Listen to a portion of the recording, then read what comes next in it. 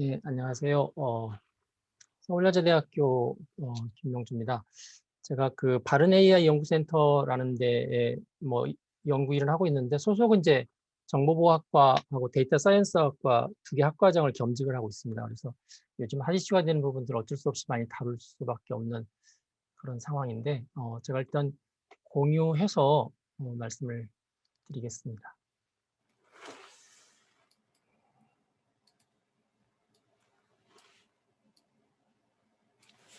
그 앞에 그 고학수 교수님께서 말씀하셨던 거하고 내용이 이렇게 완전히 다른 건 아니고요. 윤리나 뭐 법 규범 이런 부분들이 많이 중첩이 되기 때문에 제가 조금 뷰 포인트만 좀 다르게 해서 말씀을 좀 잠깐 드리도록 하겠습니다. 뭐 저는 이제 원래 그 인터넷 윤리 쪽을 많이 했습니다. 인터넷 윤리하고 보안 쪽. 그래서 학교에서도 주로 정보보호 쪽을 많이 했었는데 최근에 이제 인공지능이 뜨면서 인공지능 또 보안 쪽, 인공지능 윤리 쪽을 같이 하고 있고요. 이제 정부에서는 주로 최근에 이제 뭐 기사에서도 가명정보 쪽 전문가 많이 세우고 그랬는데 이제 저도 개인정보나 가명정보 이런 부분들에 관련돼서 활동을 하고 있습니다. 저는 그 공대 출신입니다. 공대 출신이고 그래서 공학을 했는데 어떻게 하다 보니 윤리를 하게 됐고요. 아까 말씀드렸던 그 니아에서 2016년 박근혜 대통령 때부터 그 인공지능 윤리팀을 만들었는데 이제 지능정보사회 윤리라고 만들었는데 거기에 제가 분과장을 맡으면서 3년 정도 연구를 했고요. 그래서 2018년도에 이제 지능정보사회 윤리 가이드라인 헌장을 만들었던 경험이 있습니다. 그래서 이제 어쩔 수 없이 많은 공부들을 할 수밖에 없는 상황이 됐고요. 최근에 제가 교과서를 하나 보여드리는데 이게 이제 저도 같이 들어가서 만들었는데 우리나라 초중고등학교의 교과서입니다. 그 인공지능 수업을 위한 교과서고요. 그래서 초등학교에 2권, 중학교에 1권, 고등학교는 이제 기초와 심화 이렇게 2권을 만들었고 이 뒷부분에 들어가시면 이제 제가 이쪽 내용 기준 할 때 틀을 잡았는데 인공지능에 대한 여기 사회적 영향이라고 해서 윤리죠. 일종의 인공지능과 사회의 변화의 관계, 그다음에 윤리 문제를 이 전체 초중고에 관해서 쭉 나누어서 이렇게 틀을 짰고요. 실제 교재 안에 들어가 보시면은 뭐 MIT 모럴 모션부터 시작해서 이제 지필진하고 또 기획팀하고 조금 다른데 지필진이 실제 들어가서 교재를 만들었습니다. 이 교재는 공개되어 있어서 지금도 접근해서 볼 수가 있고 그다음에 그 교사용 지침서까지 나와 있습니다. 전부 10권으로 나와 있습니다. 제가 이 말씀을 왜 드리냐면 윤리에 대한 부분들이 기업에서 생각하는 것보다 더 빨리 확산될 수 있다라는 것을 보여주는 하나의 이제 사건인데 이제 이 교재를 가지고 이제 학생들이 배우기 시작하면 아마 학교에서 의무적으로 배우는 거라서 물론 이게 이제 전체 교육이 되려면 조금 시간이 걸리긴 하지만 일단 교재를 만들어 놨기 때문에 그 윤리에 대한 생각들은 좀 더 이렇게 보편적으로 생각하지 않을까 하는 생각을 갖고 있습니다. 그 카카오에서 처음으로 그 당시는 이제 알고리즘 윤리 현장이라고 그랬는데 카카오의 이쪽 담당하신 이사님이 이제 그 인공지능 윤리하는 저희 팀에 계속 오셔서 같이 협의도 하고 그러셨던 걸로 기억을 해요. 그래서 제가 기업한테 우리나라 뭐 네이버나 카카오나 이런 큰 기업들이 인공지능 윤리 현장을 만들어서 좀 이렇게 윤리 경영에 대한 좀 어떤 모델 역할을 했으면 좋겠다라고 말씀을 드렸는데 네이버는 별로 반응이 없었고요. 카카오는 이제 그게 기업의 경영 방향하고 맞아서 카카오가 이제 그때 처음으로 발표했습니다. 그러다 보니까 이제 우리나라 국내 최초라는 표현을 카카오가 가져갔고 그러다가 이제 본격적으로 저희가 2016년에 그 알파고 사건 이후로 국민들이 AI에 대해서 큰 관심을 가졌던 두 번째 사건이 이루다 사건인 것 같아요. 그래서 딱 거의 뭐 한 5년 만에 생긴 사건이죠. 그래서 윤리 문제가 이슈가 됐고 이때 이제 그 중소기업 벤처부한테 제가 부탁을 받아서 그 이루다를 만들었던 회사에 가서 공식적으로 그 당시 이제 국가 프로젝트를 이 스캐터랩이 하고 있었기 때문에 이제 컨설팅을 했습니다. 그래서 가서 실제로 윤리를 얼마만큼 준비를 했는지, 그 다음에 개인정보를 어떻게 활용을 했는지를 뭐 대표이사님이 오셔서 쭉 설명을 해주신 걸 다 들었는데 나름대로 하긴 했어요.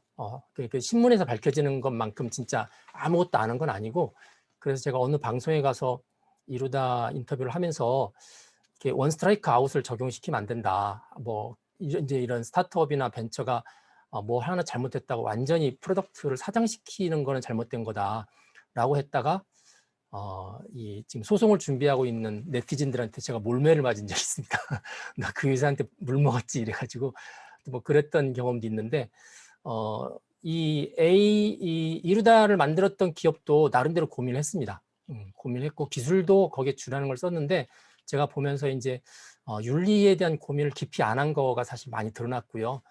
이제 윤리에 대한 그 깊이 고민했으면 아마 그게 보통 이제 선관주의 의무, 보통 민법에서 선한 관리자의 이제 주의 의무나 이런 부분들을 충분히 했다고 그러면은 조금 피해갈 수 있는 부분들이 있었을 텐데 여론에서 그런 부분들이 좀 디펜스를 못할 만큼 좀 덜했던 부분도 있었다는 생각이 들었습니다. 그리고 최근에 이제 네이버도 드디어 이제 네이버도 AI 윤리 준칙을 말했고요.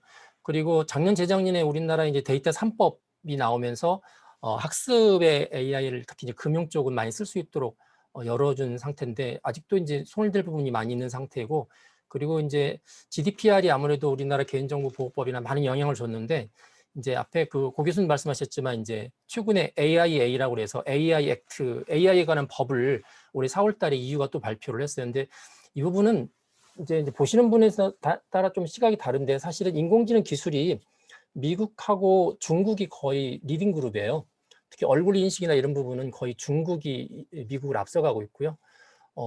그러는 상황에서 유럽 입장에서 볼 때는 기술적으로 미국이나 중국을 따라잡기는 좀 힘들다는 판단을 사실은 많이 한 것 같고 자기들 나름대로 하긴 하지만 이제 궁극적으로 헤게모니 싸움에서 지지 않으려면은 GDPR의 선례를 자기들이 이제 살리고 싶었던 것 같아요. 그래서 역시 인공지능에 관한 부분들은 확실한 규정에 관해서 큰 틀을 자기들이 짜겠다. 그리고 그 틀 안에서 EU에 속해 있는 국가들한테는 이제 규제 샌드박스 같은 거를 통해서 많이 풀어주고 외국에서 들어오는 경우는 엄격하게 하고 뭐 이제 그런 내부적인 전략들이 사실 있었다고 이야기들을 많이 하는데 아까 말씀드린 것처럼 이거 나온 거가 이제 프로포절이거든요. 프로포절 상태이기 때문에 실제로 법까지 되는 데는 짧아야 2년, 길면 5, 6년 걸릴 거다라고는 보고 있습니다.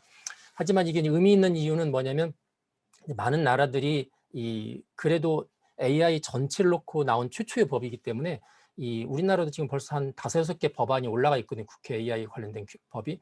그래서 이 AIA 유럽 거를 많이 이렇게 따올 것 같다라는 생각을 합니다. 그래서 이게 실질적인 인공지능 법의 표준이 된다고 보면은 이제 국제적으로 AI 서비스나 제품을 가지고 나가는 기업들 입장에서는 미리 준비를 해야 되는 거죠.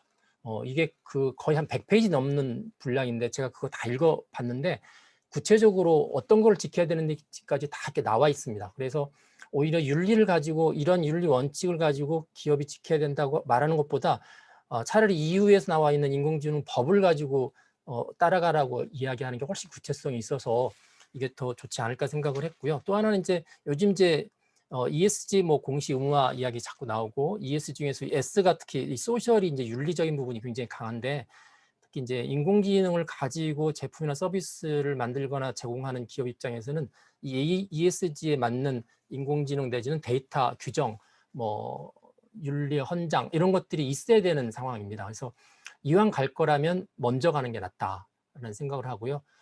이루다처럼 사건이 나고 사고가 터진 다음에 뒷수습하는 비용보다는 그러기 전에 먼저 하는 게 좋겠다는 생각을 이제 저도 개인적으로 가지고 있고 많은 기업들한테도 그런 이야기를 하고 있습니다. 그 스탠포드 대학에서 매년 그 AI 인덱스라는 것을 발행을 하는데 올해 2021년도도 발행이 됐습니다. 이게 벌써 2년, 3년 전 이야기인데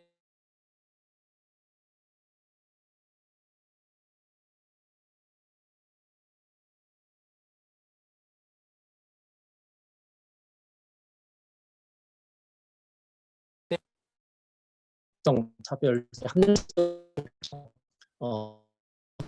전체 통계고요. 국가별로 통과를 냈습니다. 국가별로 미국, 영국, 호주, 여기 중국도 있고 독일도 있고 우리나라는 없습니다. 2019년에 우리나라는 대상이 아니어서 뺐던 것 같은데요. 여기 보시면 거의 비슷하죠. 나타나는 색깔이 거의 다 나타나는데 중국은 하늘색이 없죠. 네, 공정성, 비차별성. 중국은 공산주의 국가라서 거긴 기본적으로 공정과 비차별성 문제는 시스템적으로 해결했다고 보기 때문에 아마 그런 문제가 있는 것 같고요. 오히려 이제 이 중국은 안전과 보안 문제를 핫 이슈로 많이 들어서 이게 거꾸로 이렇게 중국 공안 당국이 중국 전체 인민들, 국민들을 이렇게 모니터링하는데 많이 활용할 수 있는 이슈로서 아마 이 안전과 보안 이슈를 둔 것 같아서 이 표에서 이제 의미하는 바는 뭐냐면 종종 AI 윤리를 글로벌 표준화시켜야 된다. 그래서 AI 서비스를 하거나 제품을 하게 되면 결국은 한 나라에서만 하는 게 아니라 글로벌하게 쓸 건데 그러면은 이걸 표준화시켜야 된다고 주장을 하는데 그 표준화가 쉽지 않다는 걸 보여주는 요소예요. 특히 중국과 다른 나라의 관계는 특히 그렇고요.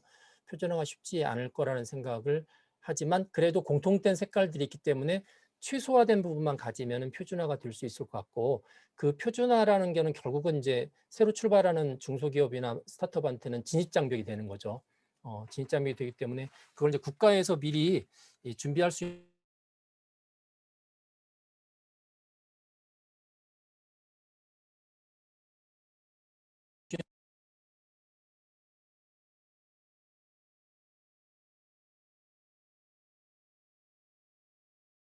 그냥 자기들이 실질적인 그 표준화를 끌기 위해서 그냥 본인들이 밀고 나가는 뭐 그런 스타일의 접근도 있을 것 같아서 어느 쪽으로 갈지는 잘 모르겠습니다. 그런데 이제 분명한 거는 이 윤리나 윤리 관련된 법이 그 새로운 서비스나 제품의 진입장벽 역할을 분명히 할 것이다라는 생각은 다들 가지고 있습니다. 그럼 뭐 윤리 이야기는 아까 히스토리를 고 교수님이 하셨기 때문에 여기 잠깐 이제 보시면 2019년에 이게 이제 EU에서 나왔던 AI 가이드라인, 그다음에 OECD에서 나왔던 거가 있었고요. 네, 그다음에 이제 2018년에 여기 우리나라에서 나왔고 2020년 말에 이제 여기 국가 인공지능 윤리 기준이라고 그래서 아까 보여드렸던 그게 이제 국내에 나와 있고 최근에는 이제 유네스코에서 AI 윤리를 하는데 여기 유네스코는 가입국가가 195개국이라서 실질적으로 큰 합의된 요약된 문이 나오긴 힘들 것 같고요. 지금도 보니까 작년에 111개에서 올해 보니까 141개로 항목이 늘어났더라고요. 스테이트먼트가. 근데 이제 유네스코는 아무래도 가장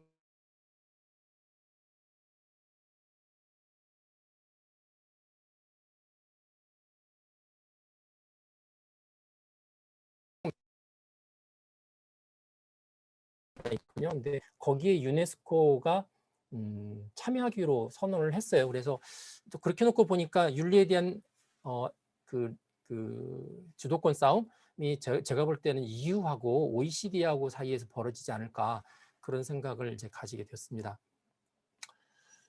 이거는 이제 그 2018년도에 윤리를 뽑을 때 AI 윤리를 어떻게 뽑을까 고민을 많이 하다가 저희들이 AI가 기존 소프트웨어가 어떻게 다른지를 이제 진짜 많이 분석을 했습니다. 여러 가지 레벨별로 원인들을 분석을 했는데 결론적으로는 AI가 다른 소프트웨어에 대해서 가장 큰 차이점은 얘가 사람처럼 지능적이고 사람보다 더 똑똑할 수도 있죠.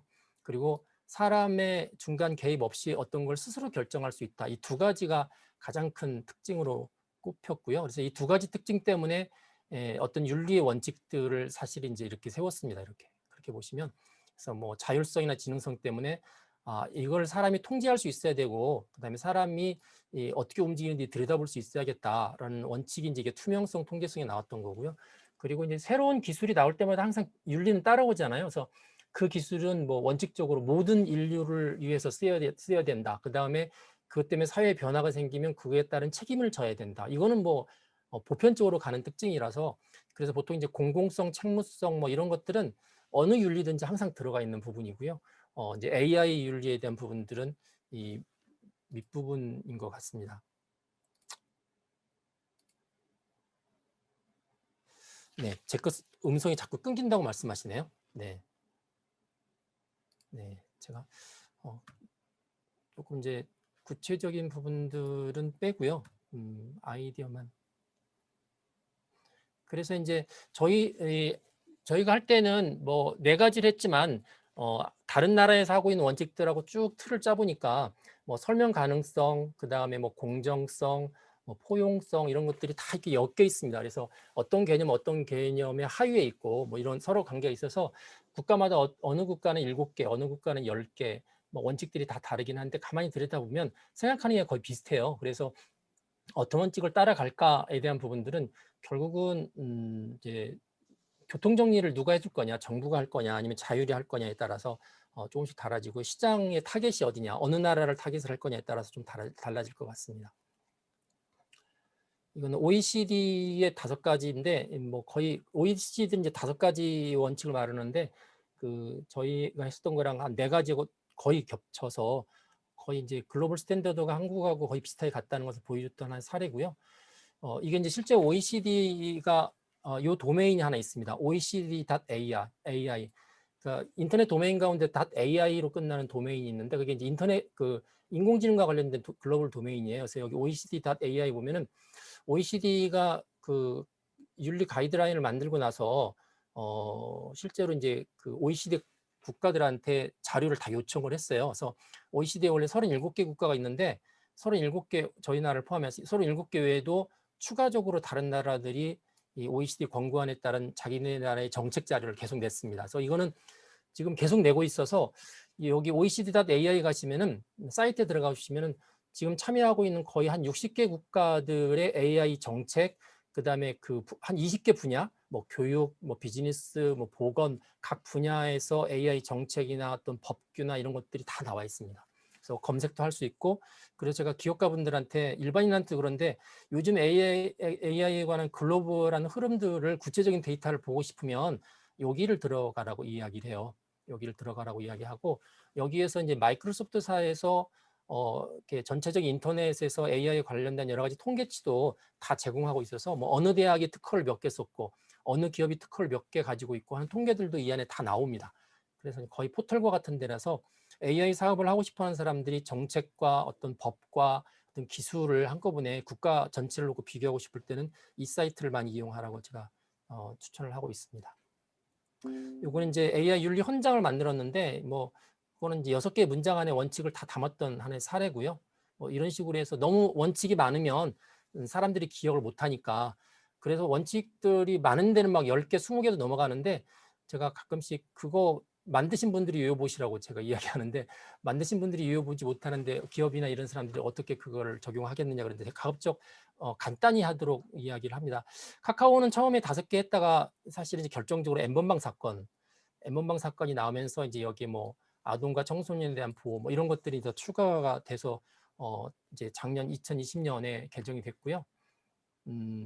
그리고 네이버도 여기 나왔죠. 네이버가 이제 결정적으로 만든 게 이르다 사건 이후에 또 최근에 그 인공지능 대학원 10개 만들 때 서울대가 이제 마지막 막차를 탔는데 그때 이제 서울대하고 네이버하고 같이 산학 협동을 하면서 서울대하고 네이버와 같이 윤리 준칙을 발표한 게 있습니다. 그래서 이런 형태로 해서 지금 발표를 했고 그래서 저는 기업마다 이런 AI에 관한 고민들 또 AI까지는 아니더라도 본인들이 데이터를 모아서 어떻게 사용하고 있는지에 관한 어떤 윤리, 그다음에 알고리즘에는 윤리 이런 부분들을 간단하게 만들어서 천명하는 거는 대단히 중요하다는 생각을 가지고 있습니다. 이러다 사건 앞에 말씀하셨는데 얘는 이제 첫 번째는 사실 이제 차별과 편견 논쟁으로 시작을 했어요. 뭐 레즈비언에 관한 이야기, 지하철 임산부서, 그다음에 장애인 그러다가 이제 2라운드가 이제 개인정보 유출로 들어갔죠. 그래서 결국은 이게 개인정보위원회에 의해서 거의 1억 원 정도의 과징금하고 과태료를 맞았고요.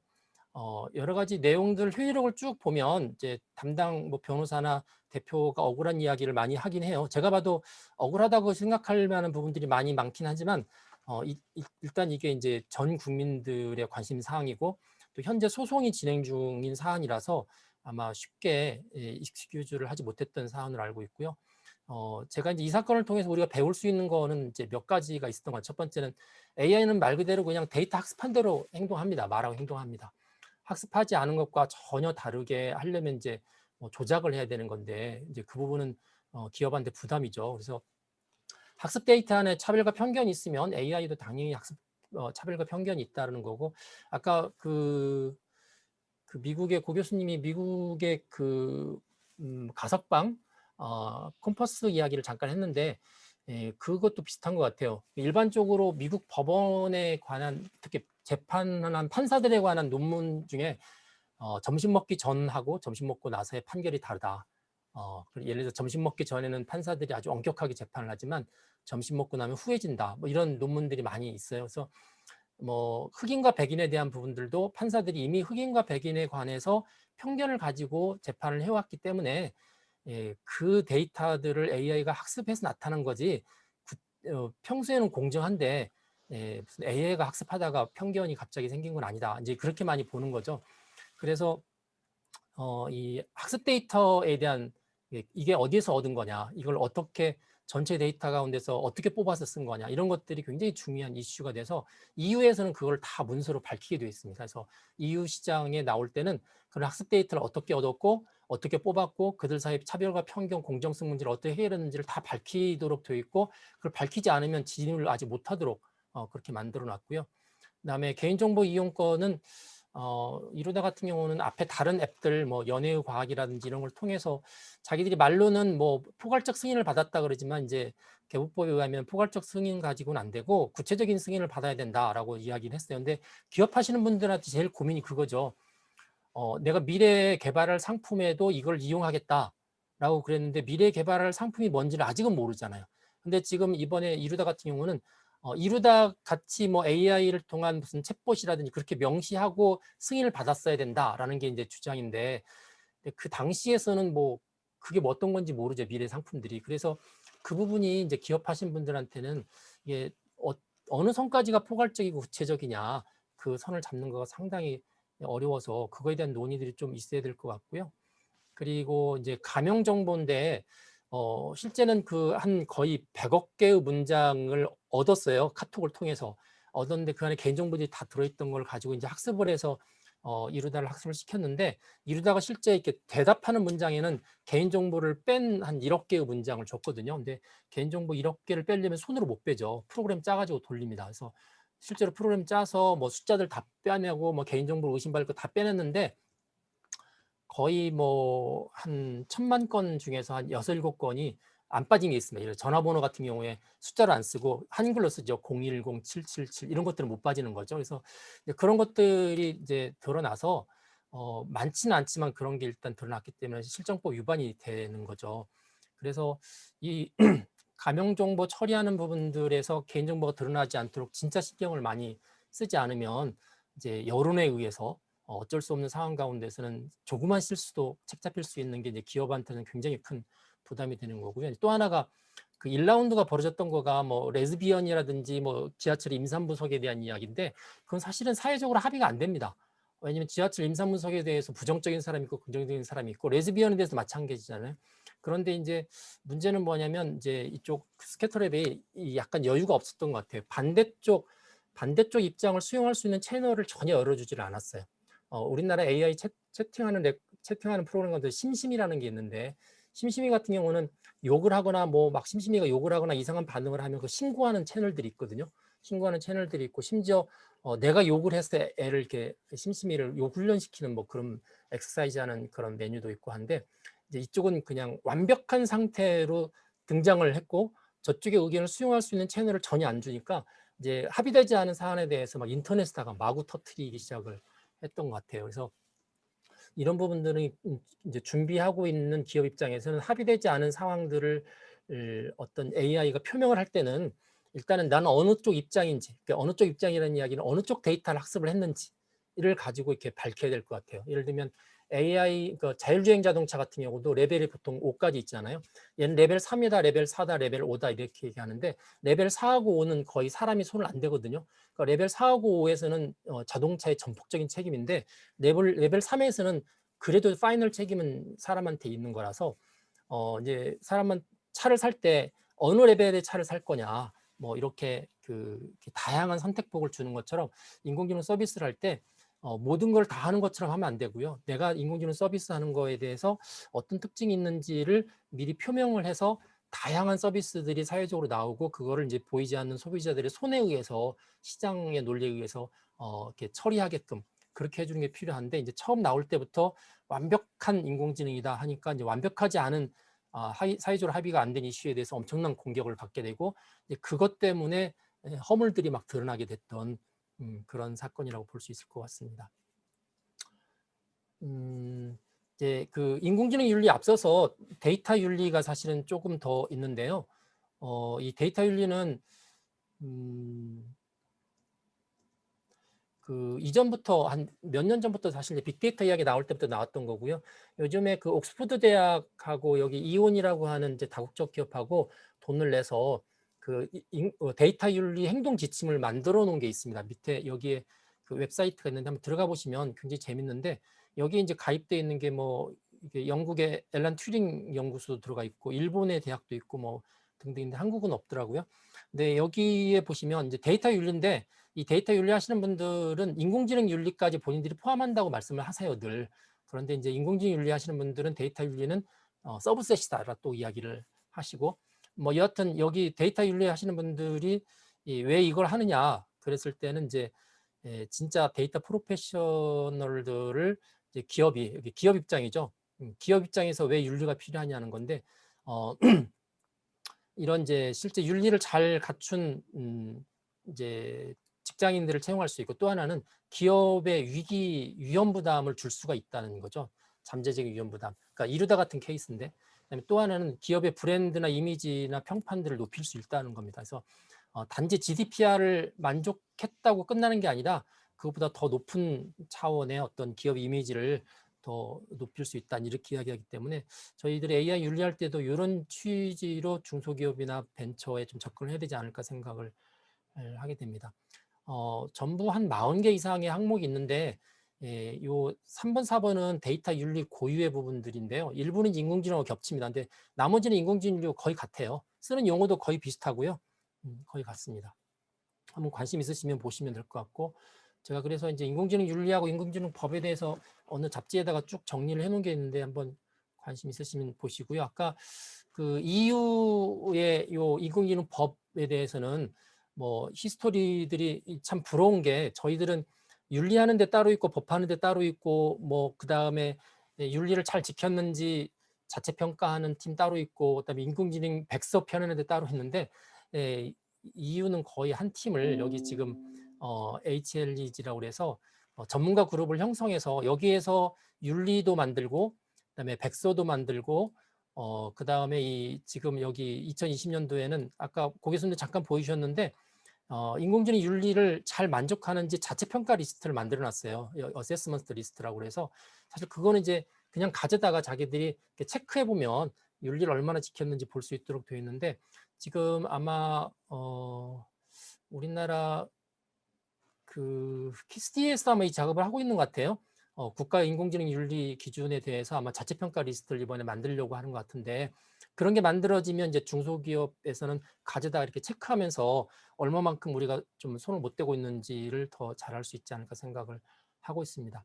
여하튼 이제 그 일을 통해서 공청회까지 다 거치고 뭐 법에 대한 뭐 리뷰 같은 거 다 끝나서 이제 발표를 했는데 제가 말씀드리고 싶었던 거는 이제 어떤 거냐면 이게 이 특이한 게 인공지능 시스템에 관한 법적인 정의를 최초로 했어요. 여기에서.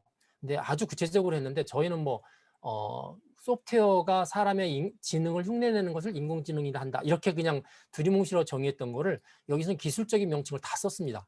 자, 머신러닝을 이용한 인공지능. 그 안에 뭐 딥러닝부터 시작해서 그다음에 뭐 이 지도학습, 비지도학습, 강학습 뭐 이런 용어까지 다 써가면서 정의를 했고요. 그다음에 이제 그 머신러닝이 아닌 인공지능들이 있죠. 머신러닝이 아닌 인공지능, 그다음에 머신러닝이긴 하지만 그 신경망을 쓰지 않은 머신러닝 뭐 이런 것들이 있는데 그런 것들 여기 다 명시해놨습니다. 로직, 날리지 베이스, 뭐 엑스퍼트 시스템도 거기에 포함을 하고 있고, 뭐 베이시안, 뭐 등등등을 이제 다 포함을 하고 있어서 이제 기술적으로는 모든 인공지능의 부류들을 다 포함을 하고 있고 우리가 알고 있는 것처럼 뭐 딥러닝만 머신러닝 중에서 딥러닝이나 뉴럴네트워크만 하진 않았다 이렇게 보시면 될 것 같고요. 출력도 마찬가지로 이게 무슨 결정만 해당되지 않고 어떤 기계하고 연관된 거, 뭐 추천 시스템 이런 것들은 다 포괄적으로 열어놨습니다.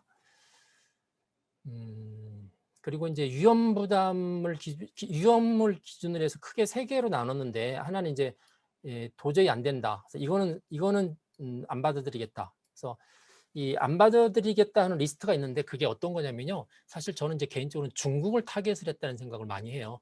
네, 이 unacceptable 리스크 중에서 몇 가지 명시를 했는데 그 중에 하나가 뭐냐면 얼굴을 인식하는데 실시간으로 얼굴을 인식해서 쓰는 부분들은 자기들은 허용하지 않는다. 뭐 이렇게 이야기를 하고 있거든요. 중국이 지금 거의 중국 전체를 다 그렇게 모니터링을 하잖아요. 그런데 이제 경찰이나 검찰이나 뭐 이런 그런 부분에 관해서는 약간 예외적으로 한다. 뭐 이런 부분이 있어서 어떤 그 중국의 앞선 AI 기술에 대해서 약간 법적으로 태클 거는 느낌을 많이 줬던 부분이고, 그다음에 여기 하이 리스크가 있는데 이게 이제 저희 기업들이 염두를 많이 둬야 되는 부분들입니다. 그래서 이 하이 리스크에 해당되는 부분들을 아마 거의 대부분 AI 제품이나 서비스를 출하할 것 같고요. 그래서 이 하이 리스크인 경우에는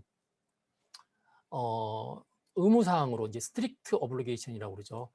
보면은 이제 위험 평가도 해야 되고, 그다음에 데이터셋에 관한 부분도 지켜야 되고, 그다음에 그 로그 기능, 트레이스 기능도 다 집어넣어야 되고요. 그다음에 서류를 철저하게 다 구체적으로 다 서류를 해야 됩니다. 서류 없이 서비스 런칭하는 거 못하게 되어 있고요.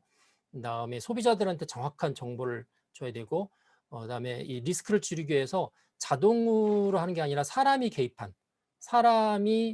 개입해서 위험을 측정할 수 있도록 해야 된다는 게 있고, 그다음에 이제 일반적인 뭐 경고성, 보안성, 정확성, 그리고 또 하나는 이제 EU가 기본적으로 뭐 서비스나 제품에 항상 CE 마크를 넣죠. 그래서 이 CE 마크를 반드시 넣어야 된다. 이렇게 요구를 하고 있습니다. 그래서 이게 특히 이제 데이터 가버넌스 이야기를 대단히 많이 해서요.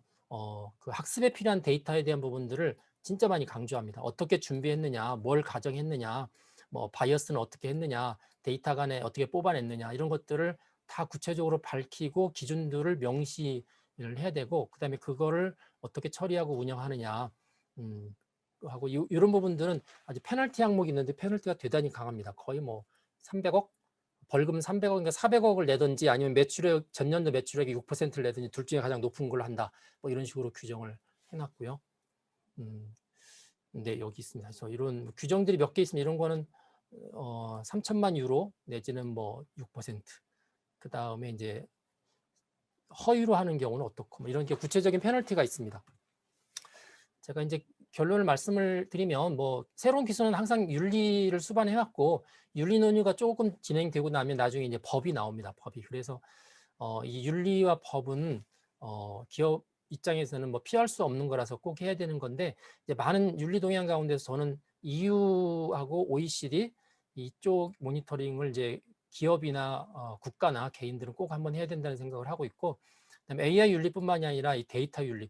데이터 윤리에서 굉장히 중요한 게 뭐가 있냐면요. 데이터를 가지다 쓰는 그 모든 거에 대해서 실험실 노트를 만들어야 된다는 게 있습니다. 랩 노트북이라는 게 있는데 실험실 노트를 만들어서 데이터를 언제 가져왔고 데이터를 어떻게 썼고 하는 모든 일지죠. 일지를 다 기록을 해야 되고, 그 다음에 또 하나가 이제 로그 노트라고 그래서 실험을 할 때마다 데이터를 달리할 때마다 다 로그 기록이 남게 된다. 요즘에 저희 대학에서 연구 과제 할 때마다 항상 연구제에서 그걸 요구하거든요.